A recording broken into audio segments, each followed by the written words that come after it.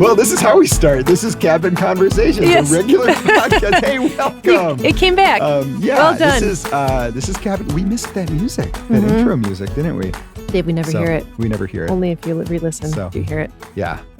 Hey, welcome back to Cabin Conversations. This is a preview for what is shaping up to be season 4 Here we go. of Cabin Conversations. That's crazy. Yeah, with Dave and Whitney. Did you remember what we used to start? We had Matt on this. Yeah, when we started, it was me, and Matt. Yep, and it was going to be the three of us consistently, and then just schedules and stuff like that. We started rotating through people.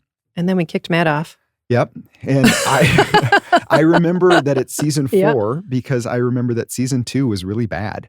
Remember that? That's when we switched to Woodlands and the Word.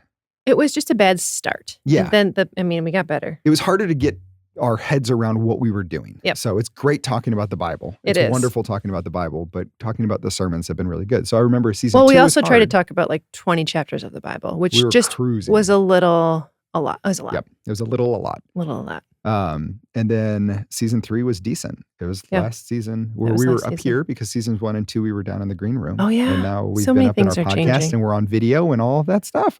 Lots of So here we go, season 4. Starting with a next good rhythm. week. Yeah, with our Step In series, which is super excited. So if you've heard us talk about this, we're going to do a 6-week series on Step In. And the really cool thing about this particular, we're starting differently. So we are rolling the roulette wheel of like, is this going to be decent? We might have a bad start again. I don't think so. I'm confident. It's going to be great. Because we're going to extend the Sunday service where we're saying, what do we do? Why we do what we do? And if you have questions coming out of the Sunday service, you text them in to our texting number, which you can find on the website. I'm not going to say it right now because nobody needs to think about that. And we'll respond to them with John. So, John's our guest for 6 weeks. For 6 weeks. So it's the three of us. Yep. It's you, me, and John, which is going to be great. Plus all the regular fun that we have with guest questions and things like that. Although we're not going to ask our 6 questions of John. We'll have a segment and stuff like that. It'll be so clear. We're going to be amazed. We'll think about that and be ready. So that starts next week. Most episodes will drop on Wednesdays. Yeah. Unless they don't, in which case they'll drop at a different date. But we're excited for you to join us again. Yeah. Before we sign off, though, you had a sabbatical. So did you. Yeah, we had sabbaticals. You went first. This summer. You left. I left. Yep. So we were both off for 8 weeks. And the intentionality about sabbaticals around here is that we're able to step out of the regular rhythm of ministry. Yeah. And church life, really. Yeah. Which is a weird thing. I always feel weird signaling to my kids that when you're on vacation, you don't go to church. Yeah. But it's a weird thing when you're working in a church. Yep. So we just thought we'd give you all, because you care about us so much, a quick update on how sabbatical went. Large part so that we don't need to talk about it when we start Cabin Conversations. That makes good sense. Week. Yep. You had some pretty clear goals for yours, correct? Yeah. Like you had... I had 4. So I wanted to rest, which for me was gardening. Yes. So I put in my garden and worked in there a lot. Was that a brand new garden? Like you put it in? I had 4 of the raised beds in. Okay. I put another number of raised beds and layout and half of a fence and stuff like that. Ran out of money before I could put in gates. So you wandered into that the other day. I did. It was beautiful. So thank you. It was beautiful. Lots of vegetables, lots of flowers. It's super overplanted. Learned a lot. So it's been great. My husband at one point said, people that are always late, they call them optimistic. Like, if you're always late, you're probably optimistic because you always think you can get one more thing. Yep. That's kind of how gardening goes for me. Like I always overplant too. You're putting little seeds in and you're like, they're just tiny. Yeah. Yeah, they can do it. It's not going to get big. They can do it. What do they mean by 2 feet spacing? I can do this. I had one of my beds inches. was onions on either side, and I had like this space in between where I didn't have any more onion sets to put in. And I was like, green beans. That makes great sense. They have taken over my onion bed. I don't have any onions. Anyway, overplanted garden. Learned lessons. But that's what I love about gardening is you learn lessons and then it takes a whole year before you put it. There's just this required slowness to it. So I'm really excited about next year and the lessons I'll learn. And I'm thankful for what this year is. I think we also both share, there's something about weeding your garden that is like spiritual. Wow. Yeah. It really is. To provide space for prayer. I never put it, my goal is to get a reading chair out in the garden. Yeah. But right now it's been taken over by pumpkins. The space has been. So, So mine was rest, read. So I read a bunch of stuff. Yeah. Good stuff to read. Write. I wanted to get into a habit of writing. And that's, as the school year is starting, part of this has been, how do I develop a habit and make it sustainable?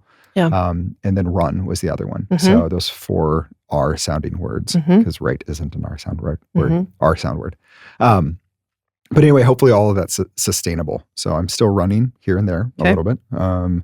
I'm still excited to do more writing, and some of those thoughts will come out in this podcast as I'm processing, and I just want to synthesize thoughts and get them out on paper. And eventually I'd love to write something longer, but I just know I need the practice. Yeah. So, and then reading, you can't write well, you can't think well if you don't read well.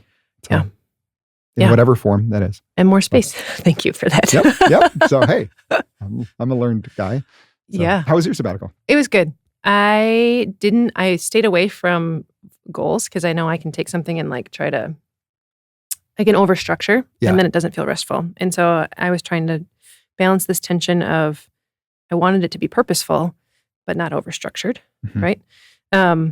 So we did. That's a narrow thing to walk. It is. It takes wisdom to actually see that you have to walk that. Yes. Though. So. Yeah. So then what does rest look like for me? We have a garden. I'd spent a lot of time just being with God. I think in ministry, there's a lot of doing and that can get out of balance. Like you should always be with God. That's his heart for you, right? His presence is like the beginning of prayer. But then, and he calls us to do things, but sabbatical is this purposeful, you're not doing anymore. So I did a lot of walking around our property. I did a lot of, I didn't read a ton. I thought I was going to read a lot more, but that felt like I was trying to accumulate information again. And I just wanted to be with God. And so what did that look like? It looked like doing a lot of walks. It looked like slow mornings on the porch. Or evenings on the porch. We did a ton of camping. If I'm home, there's projects that I see that I want to do all the time. And so there's really hard for me to just... It's hard to rest at home. Kick back and rest. So we spent half of the time, 4 weeks away. 3 of them were camping as a family, a lot of intense family time. But also we went camping to Lake Michigan and Lake Superior to be by huge water, huge waves that are the power of it is you feel small. It's so good to feel small in a thing that you can look back to your creator and be like, wow, you're amazing. This is something that you created. You're bigger than even this thing. Have you been to the Grand Canyon? No. Yeah, no, me neither. No. Cool story. Me neither. Wow. And then 1 week was in the mountains, was in Dillon, Colorado, hiking mountains and just being around big things that have been around for a long time. Yeah. And having the framework to say, this is God's creation and I'm in it and he's as close as my very breath. Yeah. When I'm in this was just really good. There's a having God being the orienting presence of your life. Sabbatical allowed me to pause everything else and reorient there. And then as you come out of sabbatical, I'm realizing how many other things try to orient my life. Yeah. And so that was just this really good pause, orient around God, the central thing. Marvel. Just sit in wonder. Yes. So. In awe and And then as you walk back into regular life. So one of the things you put some rhythms in, you're reading, you're writing. Sabbatical rhythm was so different than regular life that I was I'm not sure I can add rhythms now that are going to sustain. There wasn't any thought of what will this continue to look like. It was a unique season where you were able to take unique lessons and now you're applying those. So a good sabbatical is going to reorient and reframe the way that we move forward.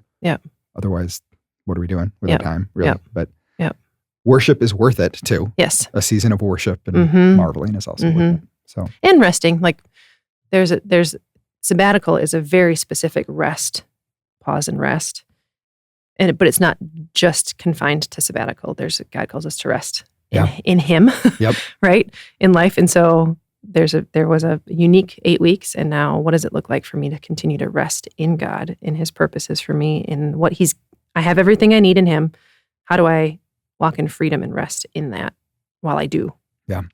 It's good. It's such a good question. What does rest look like? And it is so you have to stop and pause and think through that question. You cannot come up with what rest looks like. You don't accidentally rest. Right. You're not like, oh wow, looking back, I just realized rest was really a rhythm that I had. Yeah. No, if you might notice laziness. Yes, you have, yes. There's a difference. And rest are very different things, and so, the space to intentionally ask that question is so important. So, what a cool summer we've had. Yeah, it was really good. I think we both came back and life was just so busy. Oh my word! Like.